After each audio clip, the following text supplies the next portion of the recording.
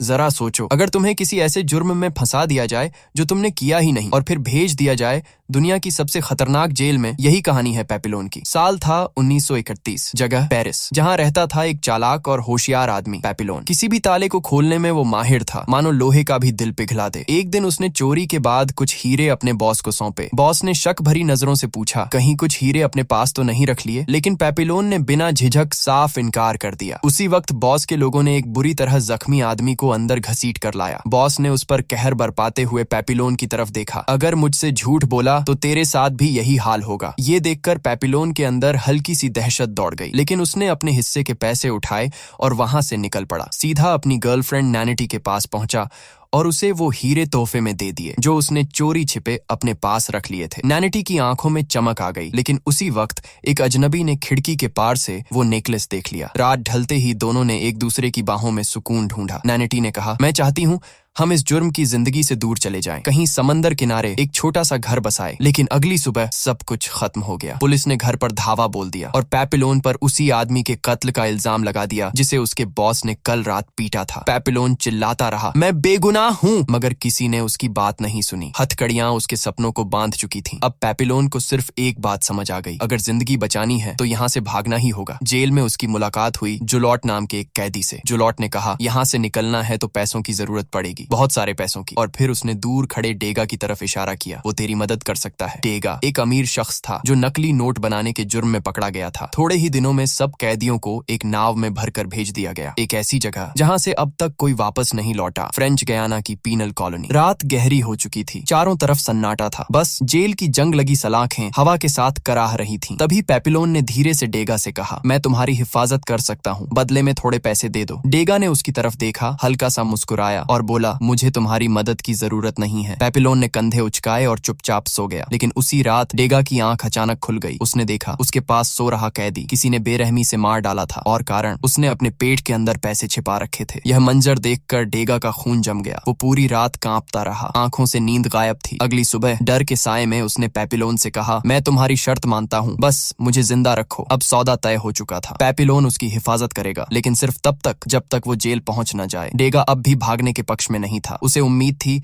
कि उसकी अमीर बीवी उसे छुड़वा लेगी। उसे नहीं पता था कि ये जगह उम्मीदों को निगल जाती है। उस रात जब सब कैदी सो चुके थे, कल वाला हत्यारा फिर डेगा की ओर बढ़ा। उसकी आंखों में वही खूनी चमक थी। वो डेगा के ऊपर झुका ही था कि अचानक पेपिलोन जाग गया, बिजली की तरह उठा और हत्यारे पर टूट पड़ा। उसने उसे बुरी तरह पीटा, लेकिन शोर सुनकर गार्ड्स वहां पहुंच गए। सुबह होते ही पेपिलोन को सजा दी गई, कड़ी बेरहम सज्जा। फिर भी उसके होंठों पर हल्की मुस्कान थी, क्योंकि जिस आदमी ने उसके पैसे देने थे वो अब भी जिंदा था। कुछ घंटों बाद सब कैदियों को एक नई जगह ले जाया गया, फ्रेंच गयाना की पीनल कॉलोनी, जहां मौत रोज आती थी, लेकिन कोई उसे देख नहीं पाता था। उतरते ही जुलॉट ने चाल चली। उसने खुद को जानबूझकर जख्मी कर लिया ताकि उसे क्लिनिक भेजा जाए, क्योंकि वहां पहरा सबसे कम था और वहीं उसकी भागने की उम्मीद थी। इधर बाकी कैदियों को जेल के अंदर भेजा गया, जहां हर तरफ खूंखार चेहरों की कतार थी। वो जगह किसी नर्क से कम नहीं थी। वहां का वार्डन सामने आया, सिगरेट का धुआं छोड़ते हुए बोला, यहाँ से भागना नामुमकिन है। और उस पल हर कैदी के दिल में डर नहीं बल्कि चुपचाप बगावत पनपने लगी थी। वार्डन ने धीमी ठंडी आवाज में समेट कर कहा, कोशिश बिल्कुल मत करना, ये तुम्हारी सेहत के लिए ठीक रहेगा। फिर उसने कड़क लहजे में सजाएं पढ़नी शुरू कर दी। पहली पकड़ पर 2 साल काला पानी, दूसरी बार पकड़े गए तो 3 साल, और जो तीसरी बार भागता पकड़ा गया उसे भेजा जाएगा उस डार्क जगह में, डेविल्स आइलैंड,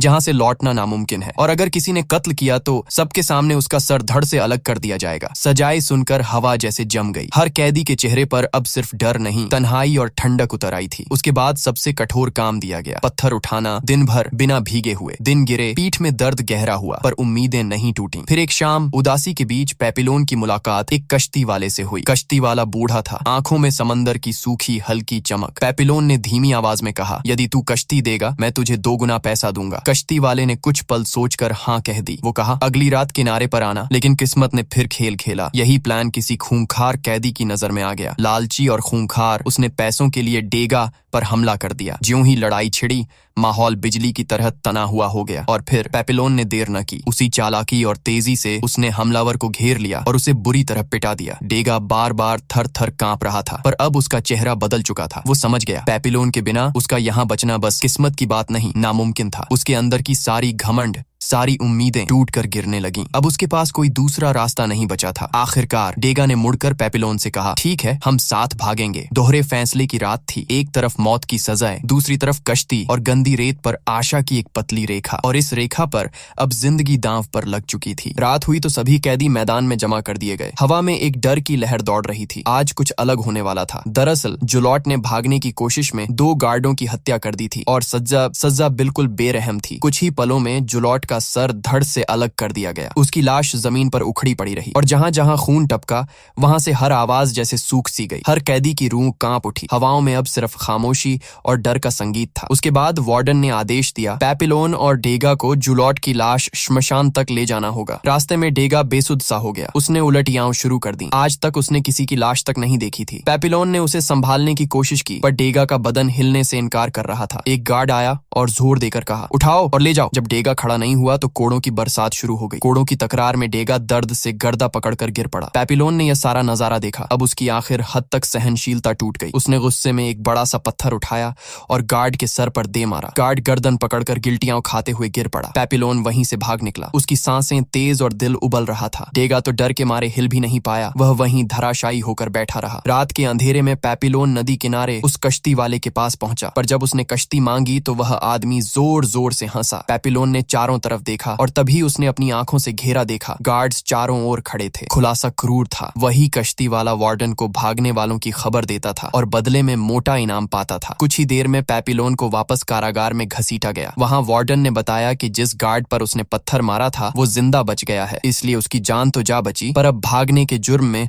उसे दूसरे टापू पर काला पानी की सजा काटनी होगी। जब पेपिलोन उस नए ठिकाने पर पहुंचा तो माहौल देखकर उसकी रूह कांप उठी। पिछली जेल में कम से कम कैदी आपस में बात कर लेते थे। इधर वहां की दीवारें किसी इंसान की आवाज भी निगल लेती थीं। यहाँ उसे एक छोटे से कमरे में बंद रखा गया। बिना आवाज, बिना हंसी, यहाँ तक कि खुद से बातें करना भी जुर्म माना जाता था। खाने में सिर्फ एक पतला बेस्वाद सूप मिलता, पर तब एक दिन सूप के साथ एक नारियल मिला। उसके अंदर एक कागज का टुकड़ा था जिस पर लिखा था, अब से तुम्हें रोज नारियल मिलेंगे। पेपिलोन ने समझ लिया ये डेगा की तरफ से था। कुछ हफ्ते ऐसे गुजर गए। हर रोज नारियल का एक छोटा तोहफा मिला, पर सबका ध्यान नहीं रह सका। जल्दी ही वार्डन को उस गार्ड की हरकतों की भनक लग गई। गुस्से में उसने उसी गार्ड को मौत के घाट उतार दिया जो पेपिलोन को खाना पहुंचाता था। फिर वार्डन ने पेपिलोन से पूछा, ये सब किसने किया? पेपिलोन कुछ नहीं बोला। वार्डन ने सजा सुनाई, अब से उसे सिर्फ आधा कटोरा सूप मिलेगा। 1 महीना गुजर गया। खाने की कमी और भूख ने पेपिलोन को भीतर से खोखला कर दिया। उसकी देह पतली सी हो गई और आत्मा ऐसी जैसे कोई हड्डियों का ढांचा हो। वह पहले जैसा नहीं रहा। एक दिन वार्डन खुद पेपिलोन के सेल में आया, हाथ में स्वादिष्ट खाना, चेहरे पर बनावटी मुस्कान। धीरे से बोला, बताओ कौन भेज रहा था तुम्हें वो नारियल? पेपिलोन ने उसकी आंखों में देखा, पर होंठों से एक शब्द भी नहीं निकला। वार्डन की मुस्कान पल भर में गुस्से में बदल गई। उसने ठंडी आवाज में कहा, ठीक है, अब बची हुई सजा तुम अंधेरे में काटोगे। अब पेपिलोन के लिए दिन और रात में कोई फर्क नहीं रहा। वो एक गहरे अंधेरे कमरे में कैद था, जहां न रोशनी थी न इंसान की कोई आवाज। भूख से उसका बदन गलने लगा। पानी की कमी से होंठ फट चुके थे और अब तो अंधेरे ने उसकी आंखों से भी रोशनी छीन ली थी। धीरे धीरे वो खुद से बातें करने लगा। कभी हंसता, कभी चिल्लाता, कभी दीवारों से टकरा जाता। अकेलापन और भूख दोनों ने मिलकर उसका दिमाग तोड़ दिया था। वो अब हड्डियों का ढांचा बन चुका था। आखिरकार उसकी हालत इतनी बिगड़ गई कि उसे अस्पताल ले जाना पड़ा। और किस्मत का खेल देखो, उसी जेल में अब डेगा भी काम कर रहा था। 1 साल में उसने वार्डन का इतना भरोसा जीत लिया था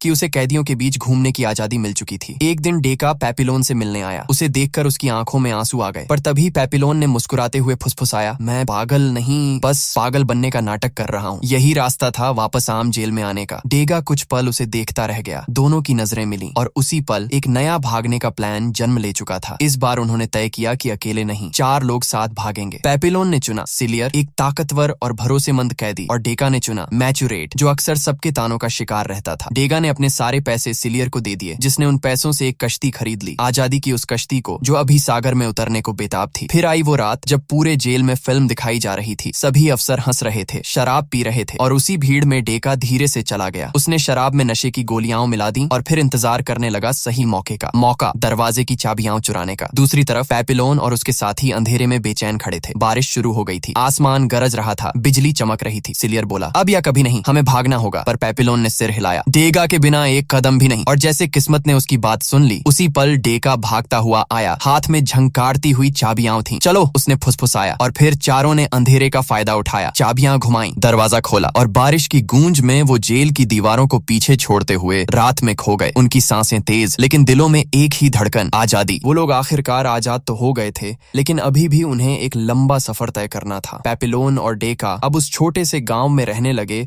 जहां सब उनका बहुत ख्याल रखते थे। कुछ हफ्तों में दोनों की हालत पहले जैसी हो गई, लेकिन पेपिलोन अब भी एक ही चीज सोच रहा था, आजादी, पूरी आजादी। एक दिन नन ने उनसे कहा कि अगर वो सच में यहाँ से जाना चाहते हैं तो वो उनकी मदद कर सकती है, लेकिन शर्त ये थी कि उन्हें फिर कभी इस जगह का नाम जुबान पर नहीं लाना होगा। पेपिलोन ने सिर हिला दिया। कुछ दिनों बाद वो लोग एक छोटी नाव लेकर समंदर की ओर निकल पड़े, पर ये सफर आसान नहीं था। रास्ते में कई बार उन्हें भयंकर तूफानों और लहरों से जूझना पड़ा। आखिरकार कई दिनों की जद्दोजहद के बाद पेपिलोन और डेका वेनेजुएला के किनारे पर पहुंच गए। वहां पहुंचकर दोनों एक दूसरे को देखते हुए मुस्कुराए, क्योंकि इतने दर्द, सजा और तकलीफों के बाद भी उनकी दोस्ती और आजादी की चाह अब भी जिंदा थी। लेकिन किस्मत ने फिर एक बार खेल खेला। कुछ ही देर बाद वहां के सिपाहियों ने उन्हें पकड़ लिया। दोनों को फिर से जेल में डाल दिया गया, पर इस बार उन्हें अलग अलग जगह भेजा गया। पेपिलोन को भेजा गया डेविल्स आइलैंड, वही बदनाम जेल जहां से कभी कोई जिंदा वापस नहीं आया था। लेकिन पेपिलोन के लिए यह सफर खत्म नहीं हुआ था। वो जानता था कि अगर जिंदगी ने उसे एक और मौका दिया तो वो एक बार फिर भागने की कोशिश जरूर करेगा, चाहे उसकी जान ही क्यों न चली जाए। ऑफिसर्स ने दोनों को पकड़कर फिर से कैद कर लिया। एक बार फिर पेपिलोन की आजादी का सपना अधूरा रह गया। इस बार उन्हें भेजा गया डेविल्स आइलैंड, जो कैदियों के लिए नरक से कम नहीं था। चारों तरफ ऊंची चट्टानें, नीचे उफनता समंदर और बीच में एक पत्थर जैसा छोटा सा टापू जहां से भागना नामुमकिन था। अब पेपिलोन और डेगा को अलग अलग सेल में बंद कर दिया गया। यहाँ कोई बात करने वाला नहीं था, बस समंदर की गर्जना और हवा की आवाजें। लेकिन पेपिलोन वो इंसान नहीं था जो हार मान ले। दिन बीतते गए और उसने उस टापू का हर कोना ध्यान से देखना शुरू किया। एक दिन उसकी नजर नीचे गिरते नारियलों पर पड़ी। तभी उसके दिमाग में एक पागलपन भरा ख्याल आया, अगर नारियल समंदर में तैर सकते हैं तो शायद वो भी तैरकर आजादी तक पहुंच सकता है। उसने कई हफ्तों तक नारियल इकट्ठा किए और रस्सियों से बांधकर एक छोटा सा बेड़ा तैयार किया। फिर उसने डेगा से आखिरी बार मिलने की कोशिश की। उसने कहा, डेगा, मैं जा रहा हूँ। अगर जिंदा रहा तो आजाद रहूंगा, नहीं तो समंदर मुझे आजाद कर देगा। डेगा की आंखों में आंसू थे, पर उसने सिर झुका लिया। वो अब और नहीं भाग सकता था। फिर पेपिलोन ने अपने नारियल के बेड़े को उठाया, उसे चट्टान के किनारे रखा और समंदर की तरफ देखा। नीचे मौत थी, पर उसके पार आजादी। उसने गहरी सांस ली और छलांग लगा दी। लहरें उसे चट्टानों से टकरा रही थीं, पर वो तैरता रहा, आगे बढ़ता रहा। समंदर की गर्जना के बीच उसकी आवाज गूंज रही थी, मैं आजाद हूँ, मैं आजाद हूँ। और फिर कुछ देर बाद सब कुछ शांत हो गया। सिर्फ नारियल का बेड़ा लहरों पर तैर रहा था। कई सालों बाद कहा गया कि एक आदमी को किसी दूसरे देश में देखा गया। उसके सीने पर एक तितली का टैटू था। लोग कहते हैं वो पेपिलोन था, वो इंसान जिसने हार मानना कभी सीखा ही नहीं।